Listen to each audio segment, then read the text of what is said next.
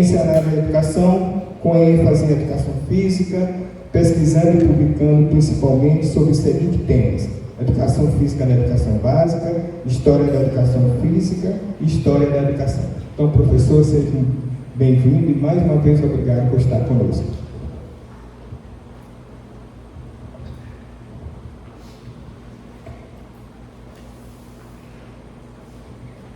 Muito bom dia, São Luís, muito bom dia, Maranhão. Que alegria voltar aqui, terceira vez. Um prazer imenso mesmo estar com vocês nesta semana, a 9ª semana. Eu participei não sei se foi primeira, Marilene me ajuda, seminário, não é? Depois teve uma semana e aqui estou de novo. Eu tinha até cabelo na primeira vez que eu fui. Cabelo bem curtinho. Agora o tempo está aqui também, marcando o meu corpo. Isso é bom. Envelhecendo sem remorsos, de tanto viver. Não é? Bem, eu de coração quero agradecer muito ao convite. Silvana me escreveu ainda em janeiro desse ano. E desde lá estamos conversando e deu tudo certo. Que bom estar aqui, né, com vocês. E a todo o grupo, né, o GPF, eu sou testemunha da história belíssima deste nosso grupo de estudos, um dos principais do nosso país, nos seus 26 anos de história. Um grupo com essa travessia merece de nossa parte todo o reconhecimento, todo o respeito. Então, em nome de Silvana, Marileide, Aline, que estão desde sempre, né, que eu estive aqui, encontrei com elas, eu cumprimento a todos e a todas, a vocês do GPF. Mas quero dizer uma palavrinha para Anderson, ele nem vai me reconhecer, mas eu acho, mas Anderson foi o primeiro professor de educação física aqui de São Luís que eu conheci. Ele foi fazer especialização lá em Belo Horizonte e tivemos o prazer de nos conhecer lá. E logo depois foi a primeira vez que eu vi. Então foi uma grande alegria. É bom te encontrar, Anderson, querido. Estamos aqui. Bem, 26 anos merecem presentes, né? Então eu queria retribuir ao GPF com 2 livros. Educação Física Escolar e Formação Continuada de Professores e Professoras. Nós temos lá na UFMG, na Escola de Educação Física, o mestrado profissional em Educação Física Escolar, em rede, né, coordenado pela Unesp de São Paulo, com são 18 polos espalhados pelo Brasil. Um dos polos é na UFMG. E aqui estão as primeiras dissertações transformadas em artigos, né? E são dissertações escritas, produzidas, né, por professoras e professores de educação física que atuam em escolas. Hoje, o mestrado profissional é um dos lugares de maior produção sobre educação física escolar. Estou oferecendo o nosso e no Combrace do ano passado eu ganhei um monte de presente de vários polos espalhados pelo Brasil. Então, GPF para vocês de todo o coração. E um livro meu, que é a coletânea de alguns textos escritos nos últimos tempos, para vocês também. Então, minha forma de dar parabéns a vocês. Eu quero cumprimentar também a Camila, nossa secretária estadual do CBCE, a sua vice, que fala, ou subsecretária, que é Rafaela, não é? Isso, adjunta, isso mesmo. Então, cumprimentá-las. Também o CBCE, como Camila disse, é a nossa principal entidade científica brasileira da educação física e temos que fortalecê-la sempre. Quero, antes de passar também ao tema, eu quero dizer obrigado, Maranhão, e obrigado, Nordeste do Brasil, porque se não fosse o Nordeste do Brasil, talvez nós não estivéssemos aqui nas mesmas condições em que estamos, em liberdade e em luta por mais liberdade, né? Como estamos hoje nesse 17 de junho. Foi o Nordeste brasileiro a única região que integralmente disse não ao fascismo, não à opressão. Obrigado, Maranhão, por isso. Venho de Minas Gerais para dizer isso a vocês. Obrigado, Maranhão, e obrigado, Nordeste. Quero também fazer menção, Camila já fez, mas quero reforçar, ao PL 2062, o projeto de lei 2062, da deputada federal, professora, é bom sempre frisar, Luciene Cavalcante, do PSOL, que está com este PL em tramitação no Congresso Nacional, fundamental para nós, para garantir o que nós sempre tivemos, que é a nossa autonomia, a nossa liberdade de cátedra, a nossa completa liberdade para ensinar, sem que ninguém, nenhuma instituição, como é o caso do CONFEF, venha atravessar e querer controlar, colonizar o nosso trabalho. Por isso, toda a força ao PL 2062 da deputada federal Luciana Cavalcante. Bem, agora eu vou pedir a vocês licença, porque eu queria me aproximar um pouco mais de vocês. Não se assustem, eu estava de máscara, mas eu já estou curado. É só os dias finais. Ontem, Silvana e Carol me fizeram, junto com a Chica, todos os... Como é que você chama? Guararó. Como é que é? Óleo de copaíba,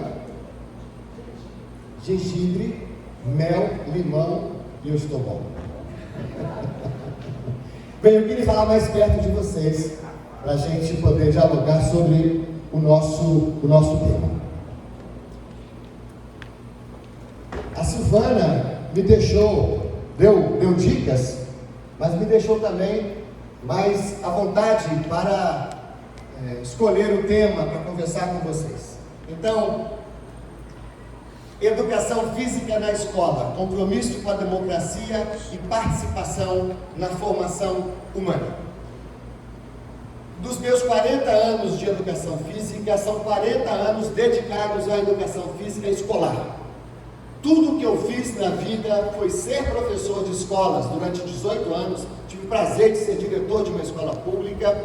E tudo que eu pesquisei no mestrado, no doutorado, no pós-doutorado, até agora, tudo que eu escrevi na minha vida é sobre a educação física da escola.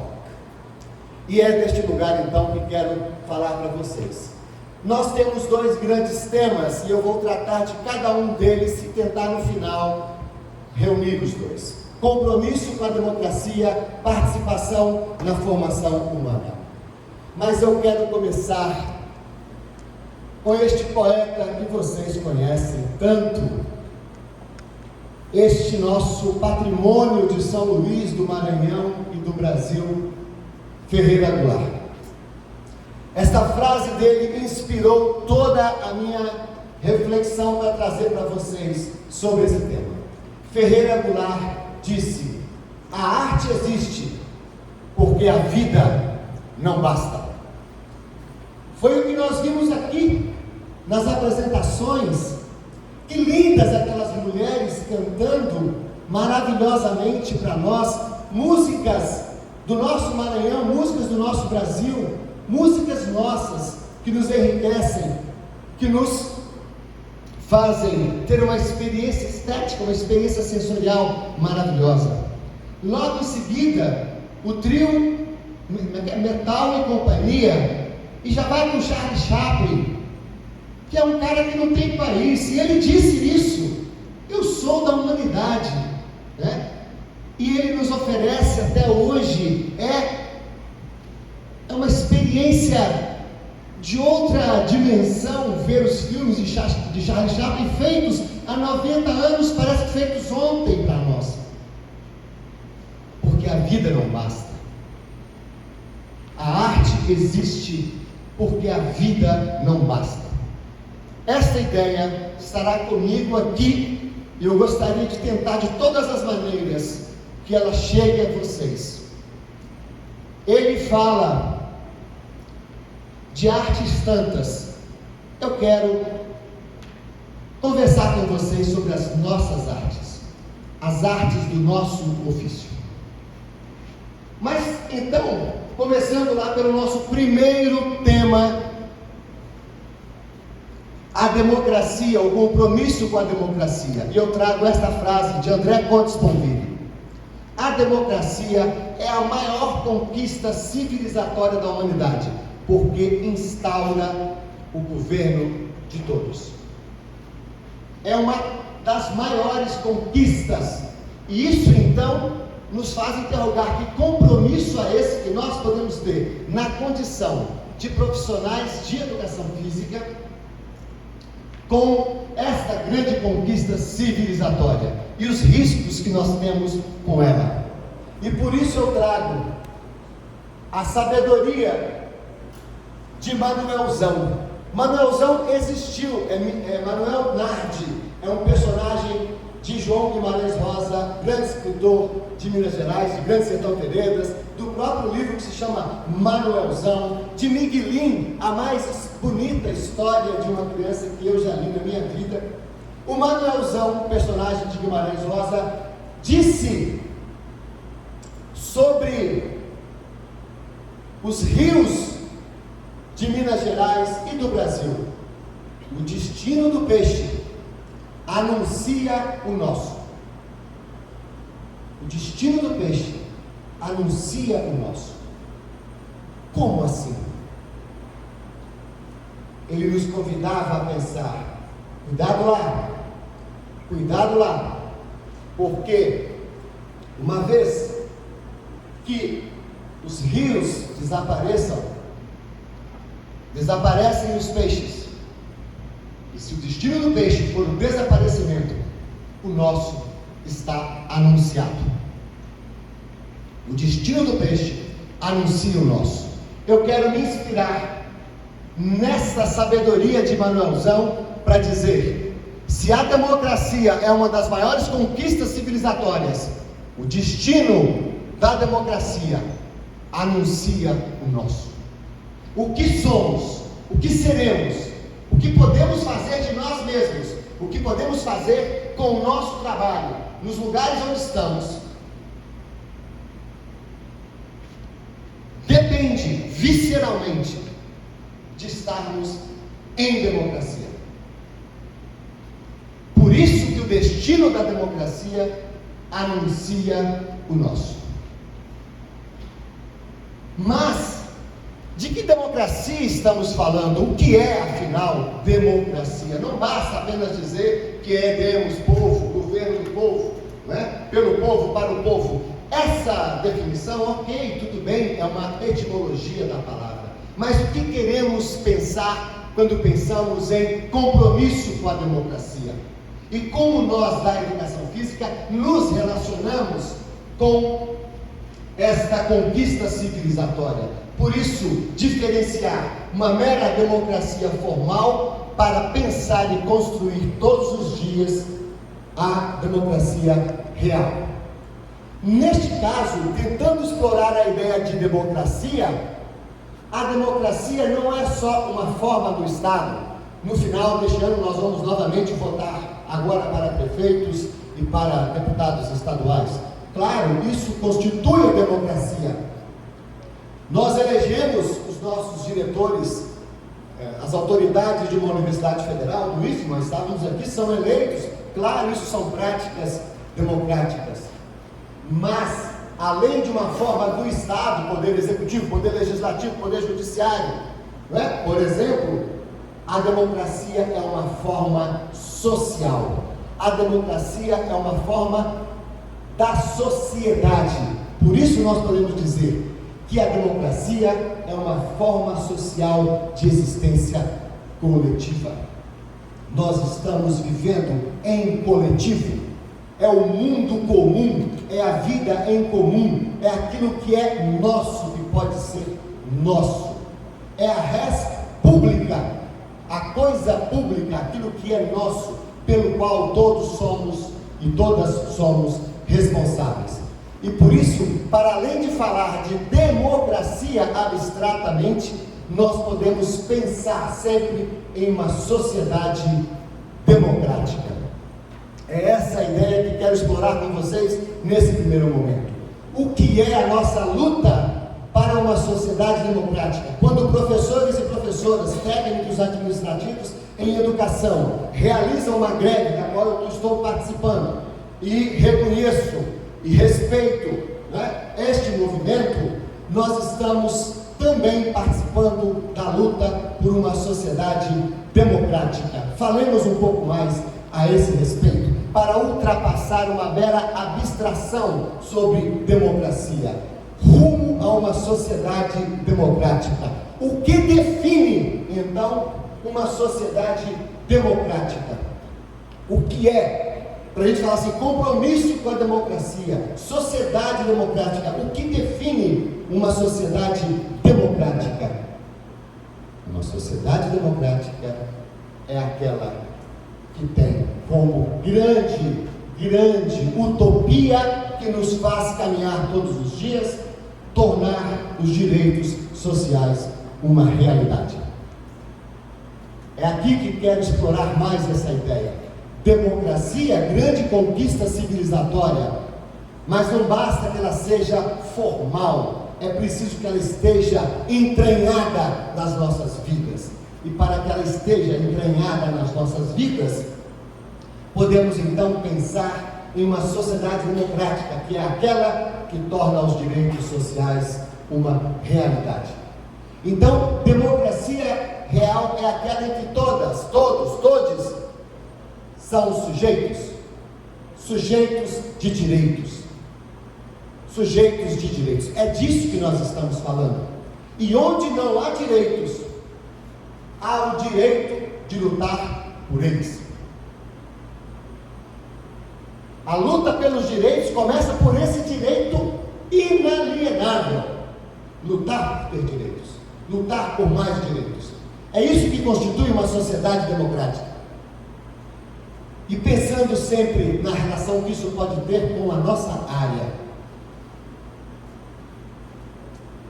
A luta por direitos constitui a democracia. Essa sociedade democrática, então, onde os direitos são válidos para todos, e direito válido para todos se opõe aos privilégios de poucos e aos interesses de classe. Olha como isso vai nos mobilizando. Estamos no espaço público, na res pública, a república, a coisa pública. Nesse lugar, direitos iguais, sujeitos de direitos. Mas ainda estamos em uma Constituição em que alguns se colocam como interessados em privilégios de poucos. E estamos em uma sociedade estratificada socialmente em classes. E essas classes lutam, a boa e velha luta de classes, uns para manter os seus privilégios, seus interesses. E aqueles que se reconhecem participantes da construção de uma sociedade democrática, lutam para que todos e todas tenhamos direitos. Sociedade democrática, sociedade de direitos. Tornar os direitos sociais uma realidade. Esse é o grande desafio, o grande compromisso com a democracia. Mas isso só se consegue com as lutas sociais. Não é por nada que professores e professoras estão mais uma vez em luta. Não é por nada que o movimento social dos trabalhadores sem terra está em luta permanente. Não é por nada que as categorias estão sempre lutando para realizar os seus direitos. Porque são direitos e ainda não estão garantidos. Então, os direitos sociais não aparecerão por vontade do governo de plantão. Eles são resultados dos conflitos próprios de uma sociedade democrática. Então, uma sociedade democrática, ela tem no seu âmago o conflito social. E o conflito é bom, é necessário. Sem ele, não avançamos na realização dos direitos que a todos e a todas pertencem. Só há democracia com a expansão contínua da cidadania.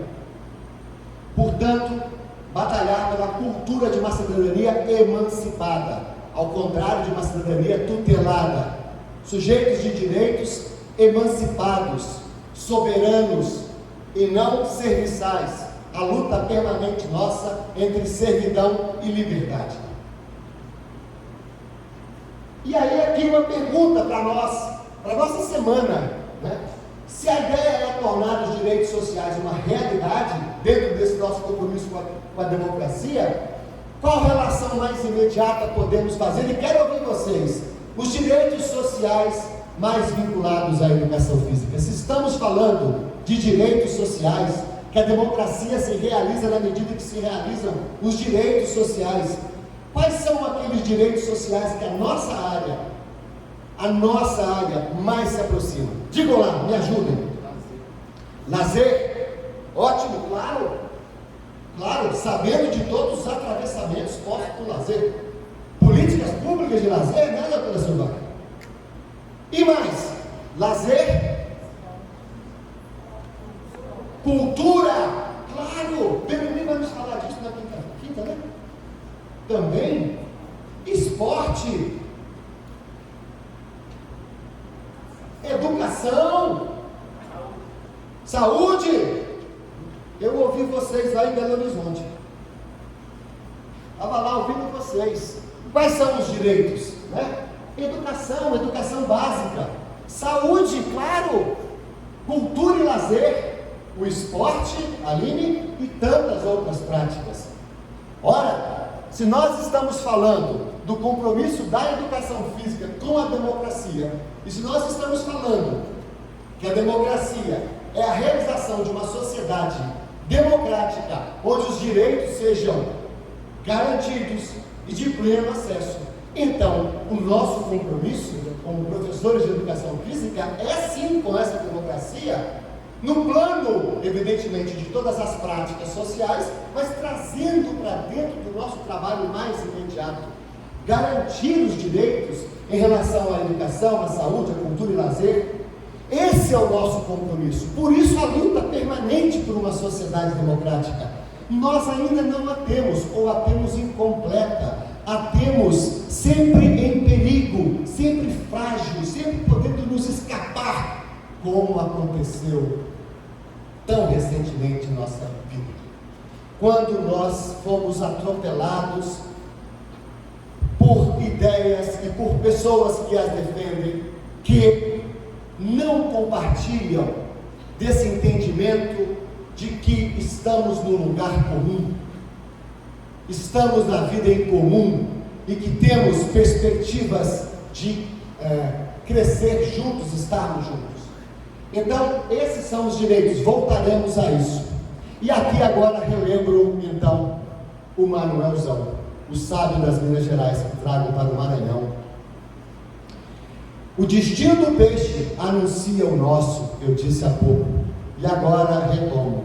O destino da democracia anuncia o nosso, porque perigos nos rondam, perigos estão entre nós, e nós temos marcado no corpo os perigos de uma década em que corremos muito perigo, em que pessoas não apenas correram perigo, em que pessoas foram assassinadas pela insensibilidade de um governante ou um desgovernante.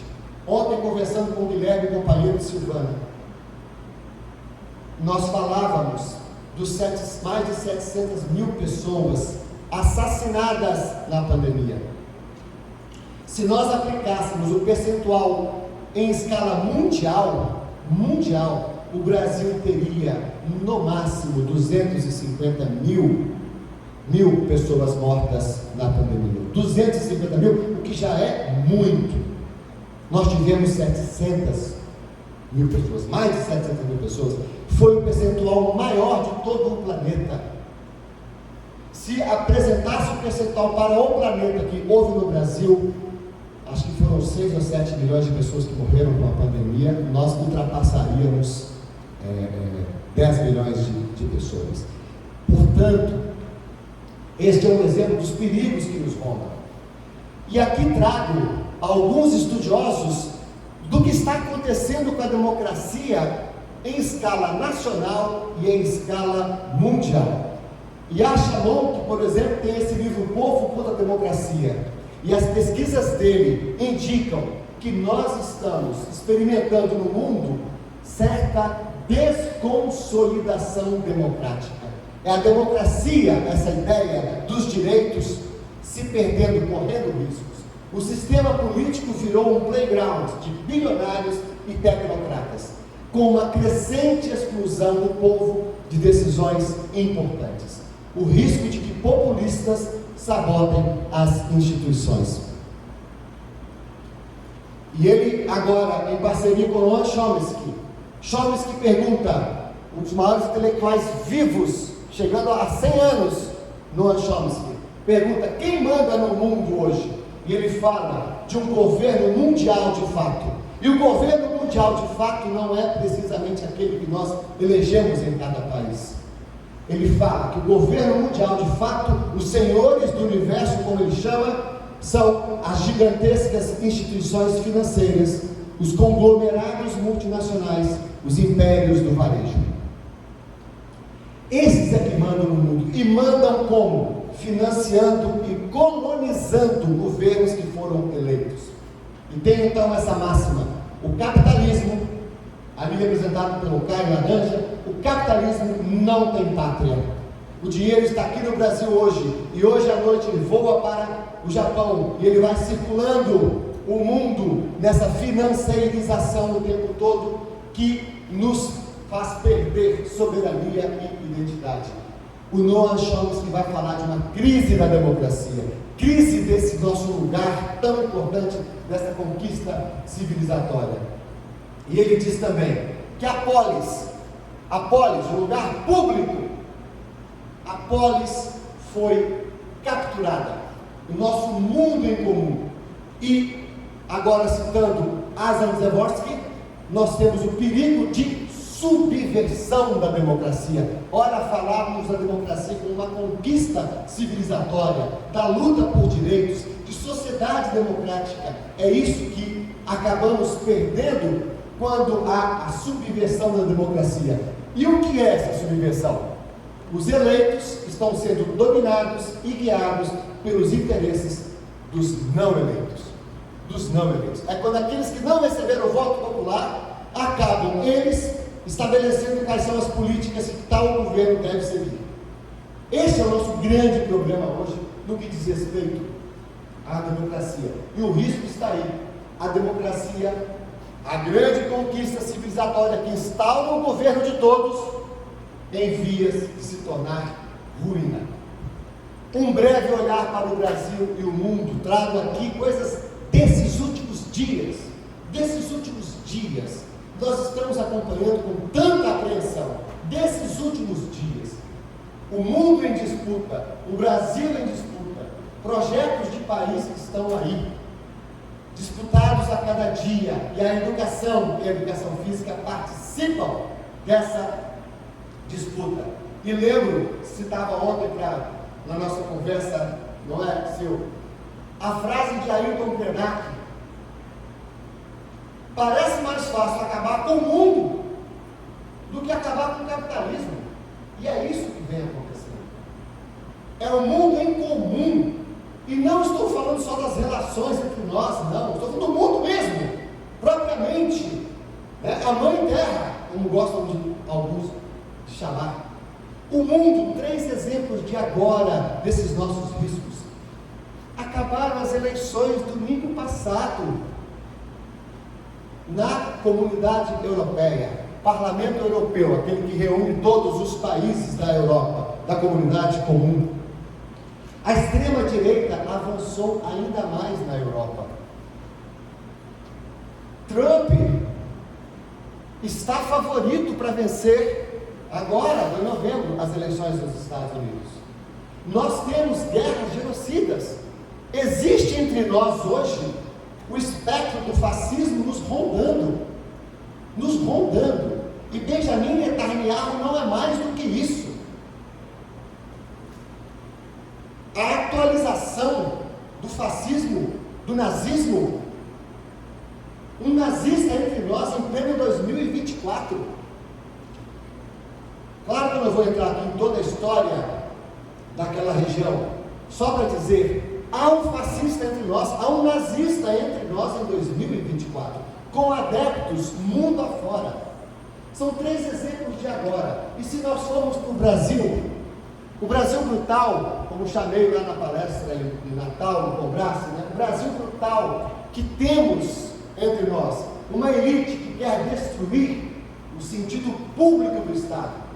Bolsonaro ainda livre, com tudo que nós já sabemos, com tudo que está provado, ainda livre, ainda circulando e com grande influência sobre o nosso país. Um Congresso conservador com uma forte extrema direita. Vou dar 2 exemplos também desta semana. A PEC do aborto, a PEC do estuprador, se quiserem usar outro nome, que é um ataque às mulheres, uma misoginia que não tem palavras suficientes para dizer o que se trata. E feito assim, de uma hora para outra, uma urgência. Mas as mulheres e os homens que apoiam as mulheres estão reagindo. A outra, a PEC das praias. Fomos ontem lá no Araçagi. Imagina aquilo ali virar privado. Ou, já fora as privatizações que já acontecem em muitos lugares, as ocupações privatizantes dos espaços públicos. Um governo federal sitiado, coloquei entre aspas, porque com a hostilidade de um Congresso e em um país onde a extrema direita cresce. Não sei se vocês sabem, mas o Brasil, fora da Alemanha, o Brasil é o país com o maior número de células nazistas fora da Alemanha, desde a Segunda Guerra Mundial. A oportunidade de emergência de um governo como foi o de Bolsonaro, essas células se sentem à vontade para vir a público. Então, esse Brasil brutal que tem na nossa área, Tarcísio, que não merece o nome que tem, Tarcísio e a escola cívico-militares. Eu gostaria de indicar, eu ia colocar, mas eu não achei para colocar aqui, uma charge da Laerte, que eu falei assim, é tudo. Se alguém achar, sabe o que é? Aqueles balanços de escola, sabe aqueles balanços de escola? Os balanços estão vazios, e há uma criança pendurada como se estivesse no pau de arara. Essa é a charge, que representa o que é uma escola cívico-militar.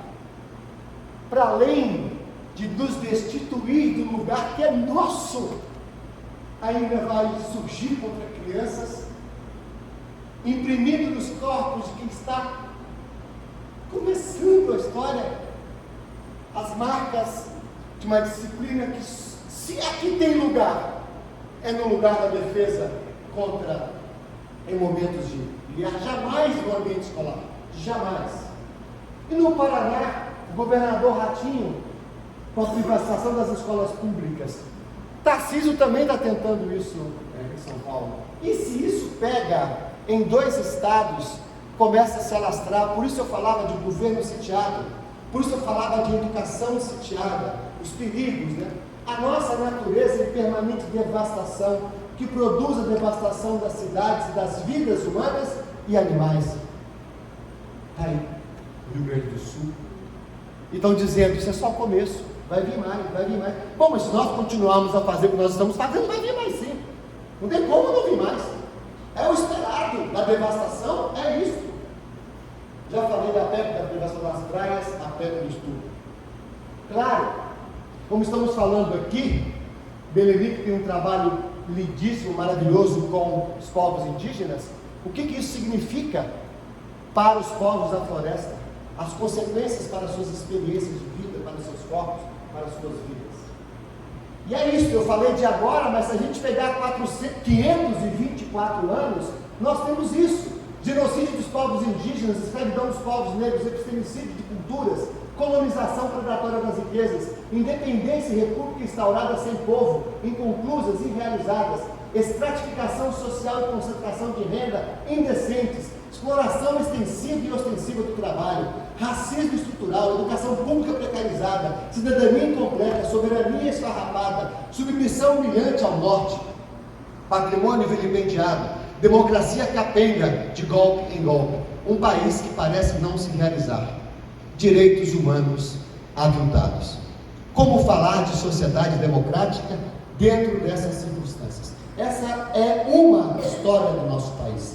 E eu não quero aqui passar nenhuma ideia de que não temos uma história de grandes avanços, de grandes conquistas. Eu quero dizer, isso está nos nossos corpos. Isso está nos corpos dos brasileiros e das brasileiras. Contar a história do nosso país sem referência aos milhões que foram mortos ao longo dessa história é falar de uma história incompleta. Então, diante dessas circunstâncias, o desafio posto para nós e ao mundo: restaurar a res pública, a coisa pública, fortalecer a esfera pública, o mundo em comum, uma política de civilização. Olha a conquista civilizatória que foi a democracia. E Edgar Morin, outro que está com 100 anos de idade já completos, vai dizer de uma política de civilização. O que é essa política de civilização? É o retorno da supremacia da política sobre a economia, do público sobre o privado. Nós estamos hoje buscando restaurar o império do público sobre o império do econômico, a coisa pública sobre a coisa privada. Então, democracia e educação, agora fazendo a transição para o nosso segundo ponto. Democracia e educação. Um dos maiores ataques que se pode fazer à democracia é atacar a educação, é nos atacar. E por que nos atacar, nós, professores e professoras, que só queremos ir para a escola das nossas aulas e participar da formação humana das crianças, dos adolescentes, dos adultos? Por que querem nos atacar? Porque nós somos um perigo, caramba! Nós somos perigos ambulantes. Vocês, eu, todos somos perigosos. Por que perigosos? E para quem perigosos? Para quem perigosos? Porque a educação pode ser ato político, já nos falava Paulo Freire. Porque a educação pode ser prática de emancipação. De emancipação. Cidadania emancipada contra a servidão humana. Porque a educação pode ser, então, isso, a produção de uma cidadania emancipada. E isso é um perigo e um problema a quem manda, a quem detém o poder. Por isso, a educação, se falamos de uma sociedade democrática, podemos dizer, a educação é o primeiro de todos os direitos. É o primeiro de todos os direitos. E por que é o primeiro de todos os direitos? Porque também abre para os outros direitos. Na medida que uma pessoa tem a garantia do seu direito à educação, ela passa a, evidentemente, uma perspectiva de educação crítica, estou aqui dizendo, né? Ela passa também a se reconhecer como sujeito de direitos. Eu quero mais, eu posso mais, nós podemos mais, né? A educação é um perigo para os poderosos, porque tem potencial para questionar o poder e os poderosos. Professores, professoras, nós não podemos nem ser e nem ficar livres. Por isso, o controle sobre nós, qual foi uma grande conquista da greve agora para os tais, mas que estava sendo tentada com professores e professoras também nas escolas. O controle dos professores, o controle do tempo, o controle da sua presença. controlar professores. Vocês se lembram, até tem pouco tempo, tinha já a orientação para nos filmar em sala de aula. Filma, não está falando de gênero. Pode? Vem cá falando, não vem ensinar gênero para meu filho, minha filha. O que é a escola sem partido? O que é a escola em casa, a educação doméstica? Como é que é em inglês mesmo? Homeschooling. O que é isso? Isto é o ataque ao lugar que pode apresentar o mundo às crianças. E apresentar o mundo como o mundo é um perigo. É um perigo, viu? Perigosas e perigosos deste auditório. É isso que nós somos, perigosos. E nós precisamos ser controlados. Os currículos precisam ser controlados. Não pode isso. Não pode usar linguagem neutra nas escolas. Não pode, de jeito nenhum. E movimentos, e pais e mães defendendo isso. Mas que pais, que mães, com que compreensão do que é a vida, do que é a escola, do que é a formação. Controlar a escola. Controlar a escola. Enfraquecer e esvaziar o sentido público da escola e da educação. Então vejam, eu falei lá do Netanyahu e estou falando dos professores dentro das escolas. Qual é a relação toda? É o risco à democracia, é o desrespeito ao outro, é a impossibilidade de vivermos em uma sociedade democrática em que as pessoas tenham direito. E para dizer, se eu disse que a educação é o primeiro dos direitos, eu até poderia dizer, peraí, que antes tem um outro. O mais sagrado dos nossos direitos, que é o direito ao nosso corpo. Cada um de nós é o seu corpo, tem a sua história, seu corpo é um discurso, é uma narrativa, é a sua mensagem. Tudo o que somos, somos em nossos corpos. Então, enfraquecer e esvaziar o sentido público da escola e da educação. Por quê? Porque a escola é um lugar perigoso. Porque professores são perigosos. E a Marilena Chauí vai dizer, cresceu entre nós nos últimos tempos, e esse é um perigo muito grande para nós, cresceu entre nós o ódio ao pensamento, a aversão à educação, criminalização da educação, da escola e de professores, exploração da ignorância, medo à pergunta, medo à dúvida, medo à incerteza, medo ao pensamento. Exatamente aquilo que constitui o nosso trabalho. O nosso trabalho não é outra coisa do que pensar, do que imaginar mundos, do que imaginar ideias, do que imaginar coisas que ainda não existem, para dizer aqui com Manuel de Barros, criar as coisas que ainda não existem. Então, é este medo que nos assola. Medo primeiro, ódio depois. Nós estamos nessas ambiguidades. Não está aqui quem vai colocar vocês para baixo. Está aqui quem quer pensar com vocês as circunstâncias complexas que nós vivemos, delicadíssimas, os perigos que estamos correndo. Não para desistir, muito menos para desanimar. Tomar consciência do real é a nossa primeira e permanente tarefa. Por quê? Porque a educação e a escola contêm um projeto de país. Na escola, em cada uma das suas disciplinas, em cada disciplina, em cada aula de uma disciplina como a nossa, há um projeto de país. Há uma revolução que se realiza toda a aula. Se a educação e a escola contêm projetos de país, a educação física também. E é aqui que eu entro, então, no segundo movimento do nosso tema geral. A educação física e a participação na formação humana. Se eu disse até aqui que nós estamos na construção permanente de uma sociedade democrática, que é uma forma social, não apenas um dado formal, uma sociedade que instaura os direitos sociais dos sujeitos que acompanham, podemos então pensar agora as implicações desse princípio de uma sociedade democrática para a educação física dentro da escola, mas também a educação física relacionada ao lazer, também a educação física relacionada à saúde, também a educação física relacionada à cultura, também a educação física relacionada ao mundo do trabalho. Todas essas dimensões. Eu estou levando mais para a escola porque é daí, desse lugar, que eu me sinto à vontade para falar, mas evidentemente atento a todas essas outras dimensões. Então, o que significa pensar uma sociedade de sujeitos de direitos em uma aula de educação física? Como podemos pensar o desafio de organizar um programa de ensino em uma educação física, tendo uma sociedade democrática como orientação? Sociedade democrática, sociedade de direitos, pessoas de direitos. O que é isso em uma aula de educação física, em um programa de educação física?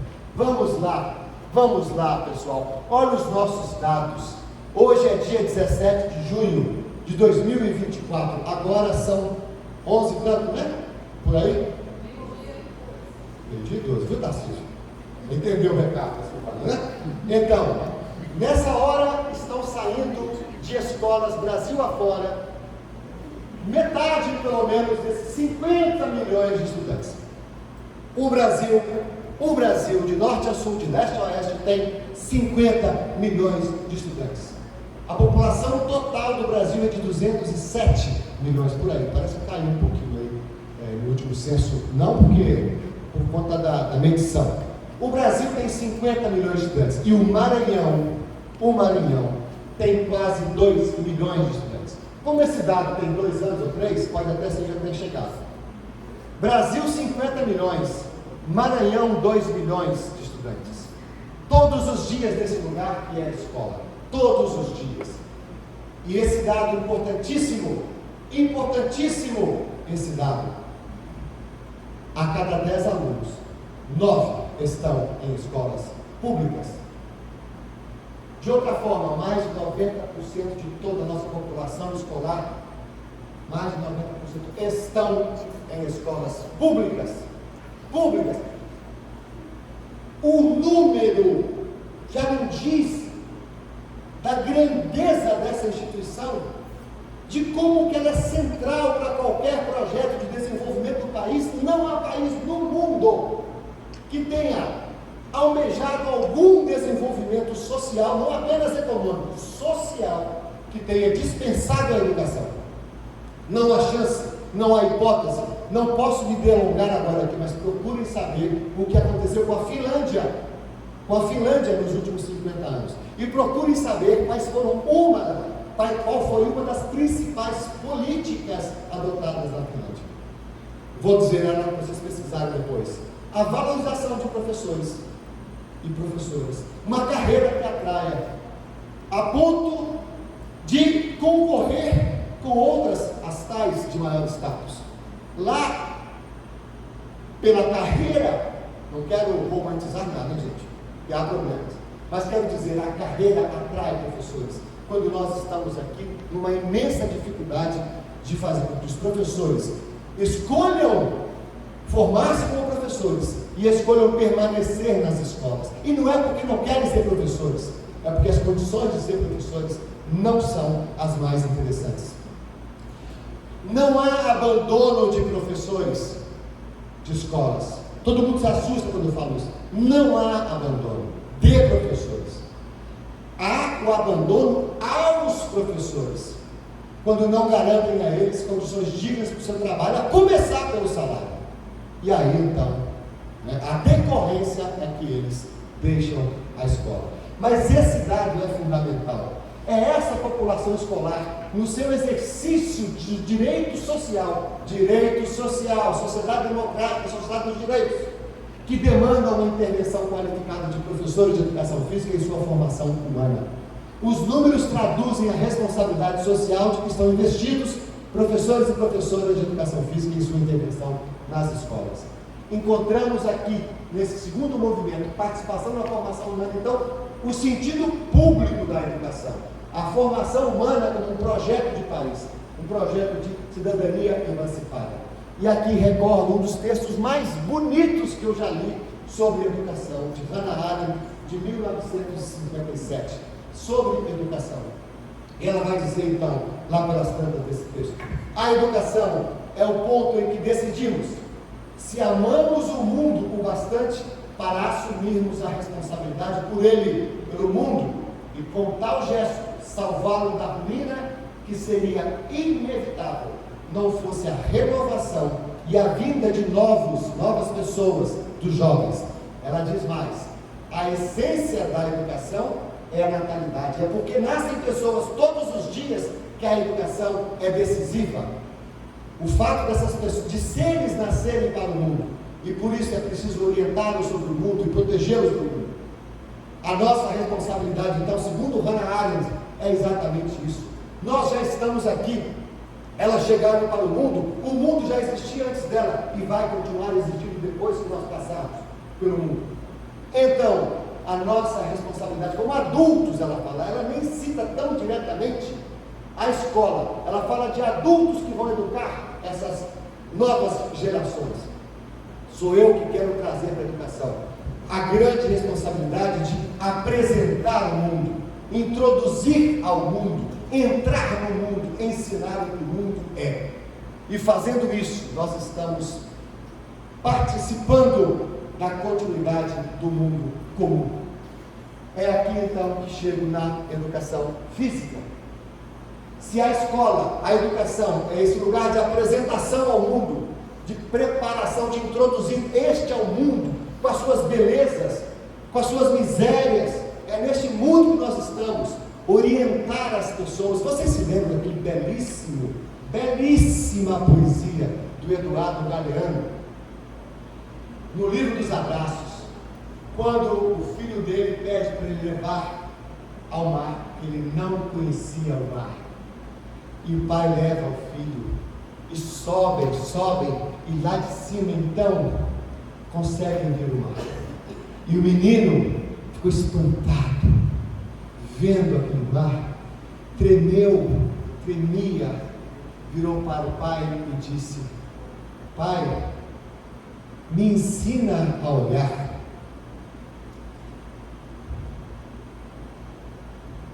É uma metáfora para nós, é uma inspiração para nós. Nós não somos pais, nem mães, mas nós somos adultos, professores e professoras. E nós podemos isso, ajudar a olhar aquele mar, que é o mundo aqui, ajudar a olhar o mundo com as suas belezas, ajudar a olhar o mundo com tantas coisas que ainda nos oprimem.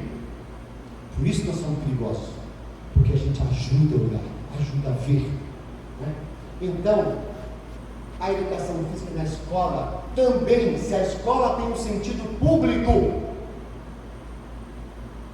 se a cidadania emancipada em uma sociedade democrática é realizar direitos, pois fazendo então aqui uma aproximação à sociedade democrática na aula de educação física, como eu provoquei a vocês a pensar há pouco, o que é uma sociedade democrática em uma aula de educação física? O que é introduzir ao mundo, um mundo desejado por uma sociedade democrática, o que é isso em uma aula de educação física, em um programa de educação física? É também isso, realizar direitos. Quais direitos? É aqui que eu estou chamando de polifonia, todas as vozes de todos os corpos, de todas as culturas, né? A educação física é expandir os seus interesses culturais para enriquecer os seus programas, os seus programas. Veja, nós temos muita coisa que já ensinamos, nós podemos ensinar tanto mais, alargar fronteiras nesse sentido, ir em busca do tempo perdido, de experiências que foram desperdiçadas, de ausências em nossos programas. Do que eu estou falando? Eu estou falando para que nós possamos conhecer, reconhecer, acolher e tratar saberes de tantos povos que constituem o povo brasileiro. Nossa educação física ainda é muito branca e muito europeia, e muito machista, e muito misógina, e assassina. Bereni, potencializando aqui a reflexão. Essa educação física que ainda temos com todas as nossas lutas, nós podemos mais. Nós podemos mais. Nós podemos, pensando numa sociedade democrática de direitos, alargar fronteiras, explodir os nossos currículos para, eu diria, resgatar uma das dívidas mais profundas que a educação como um todo e a educação física brasileira tem com o seu próprio povo. Nós que somos europeizados, branquinhos, nós temos uma dívida com a nossa própria história, uma educação física que possa realizar o direito de nossos 50 milhões de estudantes aos saberes das culturas corporais dos povos originários, dos povos afro-ameríndios, dos povos latino-americanos, dos povos do campo, dos povos dos diversos espaços da cidade, do centro, das periferias, das quebradas, uma educação física quebradocêntrica, né, Aline? Uma educação física latinocêntrica, uma educação física africanocêntrica, porque aqui invoco Carlos Drummond de Andrade, porque nós estamos no mundo, e o mundo é vasto, vasto mundo. É esse vasto mundo que nos interessa, e não só o mundo de uma matriz, né? Direitos de seus sujeitos de destino. Quem são os sujeitos de destinos da educação física? São crianças, adolescentes, jovens, adultos, idosos, especialmente a gente humilde do Brasil. Se eu falei ainda há pouco que o Brasil tem 50 milhões de estudantes, 50 milhões de estudantes, e 90% estão em escolas públicas, disso nós podemos dizer que a população mais empobrecida do nosso país, a população que menos acesso tem a direitos, está frequentando as escolas públicas. E são esses os nossos sujeitos de destinos, são esses os nossos grandes sujeitos para quem levamos o nosso trabalho. Essas crianças que têm os seus corpos marcados por suas histórias de vida, esses sujeitos estão na escola, e a escola é para elas, se não o único, um dos pouquíssimos lugares em que ela pode ter acesso a esses saberes. E como ela pode ter acesso a esses saberes? Estando diante de nós. Estando diante de nós. Professores e professoras que digam bom dia, ou boa tarde, ou boa noite. Você é bem-vindo aqui. Eu te acolho, criança negra. Eu te acolho, criança LGBTQIA+, adolescentes de todas as nossas possibilidades de viver a vida. Eu te acolho, vem aqui, fica aqui, estamos juntas, estamos juntos, vamos fazer algo, vamos aprender sobre as culturas do nosso Maranhão, vamos aprender sobre as culturas das nossas Minas Gerais, vamos aprender sobre as culturas do nosso país, e vamos sim para outros países, vamos sim para outros continentes, mas sem tirar os nossos pés do lugar em que nós estamos, reconhecendo as nossas histórias. É então que nós podemos pensar e praticar a educação física como um lugar de tempo de todas as vozes, de todos os corpos culturais. Fala-se muito de corpos esculturais. A preocupação da educação física é com os corpos culturais, todos os corpos, omnicorpos, todos os corpos interessam a educação física, porque todas as culturas corporais importam. A educação física, como eu estava dizendo, tem uma dívida histórica com todas essas culturas, invisibilizadas e solenemente ignoradas, pouco ou nada, para não dizer nunca, consideradas dignas de compor seu programa de ensino, seja nas licenciaturas que formam professores, seja no ensino de educação física e da educação básica. É uma história ultrajante de extermínio, de genocídio e de epistemicídio. No entanto, essa população resiste em suas tantas lutas, em ruas, avenidas, praças, vilas e vielas, nas quebradas em que vivem as experiências que seus corpos contam. Essas pessoas são os nossos sujeitos de destino. A educação física da escola deve ser uma resposta histórica, a educação física deve uma resposta histórica ao presente, acolher as tantas culturas e seus tantos saberes, tornando-os vivos e visíveis em seu ensino. Uma educação física polifônica, de todas as vozes, de todos os corpos, de todas as culturas. Por isso, viva essa polifonia. Nós ouvimos músicas maravilhosas aqui, nós podemos também ter a nossa polifonia. a nossa educação física, que é atravessada pelo real. Aquilo que falávamos antes, o racismo estrutural, o machismo, a misoginia, o sexismo, a homofobia, a transfobia, o etarismo, tantas opressões presentes nas práticas sociais estão também presentes na escola. A escola não está imune, a escola está em constante interação com as práticas sociais. E esse real atravessa a escola e entra também nas aulas de educação física. Pois muito bem, já passou do tempo de abrir a educação física para tratar e enfrentar todas essas questões. As práticas sociais são fundamento para a elaboração de um método de ensino de educação física para fazer dela tempo de acolhimento.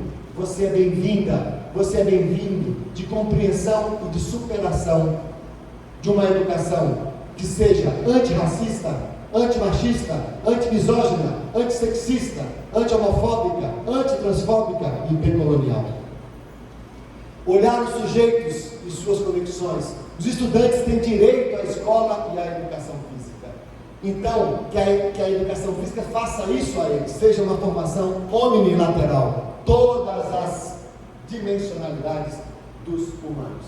Alargar fronteiras, realizar a sua polifonia.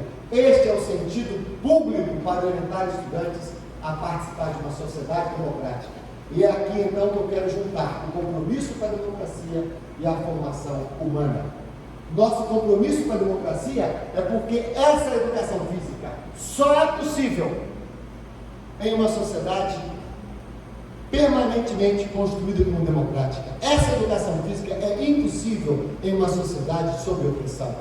Lutar pela democracia, pela sociedade democrática, é também uma prática em cada aula. Então, nessa polifonia, para o dia que nascerá, o dia que está por vir, todos os dias nascem, nós não sabemos, a história está aberta, é uma experiência que nós queremos tanto que seja da fraternidade, da igualdade, da justiça, mas isso não está garantido, isso é uma luta diária, o futuro não está garantido, o presente não está garantido, o presente é luta, a vida é muito perigosa, também dizia Riobaldo em Grandes Retalvereiras. Pois muito bem, é aqui que nós estamos, esse é o nosso tempo, estamos aqui agora, somos professores e professoras nesse tempo perigoso, nessa vida em que estamos. E é por isso que nessa vida, não é para sonhar menos, como diz Michel Proust, não é para sonhar menos, é para sonhar mais. Se nós somos perigosos, sejamos ainda mais perigosos. Se o provável é guerra, acreditemos no improvável, que é a possibilidade de nos entendermos em outras harmonias, como canta Gilberto Gil. Desejando coisas bonitas que ainda não existem, como diz Manuel de Barros, e alargando fronteiras. E é por isso, então, que o compromisso com a educação, da educação física, com a democracia, a participação na formação humana, porque retomo o grande poeta maranhense Ferreira Vilar. A arte existe porque a vida não basta. E eu quero fazer minhas essas palavras. A arte da educação física, sobre a qual estamos começando a falar de hoje até sempre, a arte da educação física existe porque a vida como está, a vida nesse momento, não basta. Esta vida não basta. Disse Agostinho de Hipona: a felicidade tem duas irmãs. Uma, a indignação. A outra, a coragem. A felicidade tem duas irmãs: a indignação e a coragem. A indignação para não aceitar as coisas como estão, e a coragem para mudá-las. A arte da educação física existe porque a vida não basta. Obrigado.